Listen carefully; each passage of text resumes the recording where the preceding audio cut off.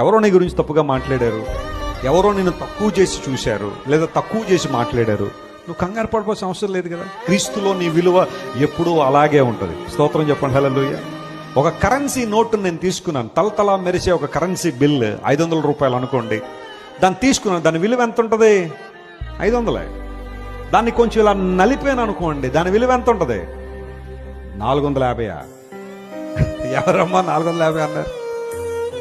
Still 500. ప్రజలు నేను తక్కువగా చూడొచ్చు, లేదా ప్రజలు నీ గురించి నిందలేయచ్చు, నీ మీద అవమానకరంగా మాట్లాడచ్చు, ప్రజలు నిన్ను ఇబ్బందికరంగా ఉండొచ్చు, కానీ your value remain same in Christ Jesus. క్రీస్తు ప్రభులో నీ విలువ ఎప్పుడూ అలాగే ఉంటుంది. Hallelujah. Have the mind of Jesus. Strive for it and try for it. దేవుని మనసు కలిగి ఉండడానికి ప్రయత్నించాలి.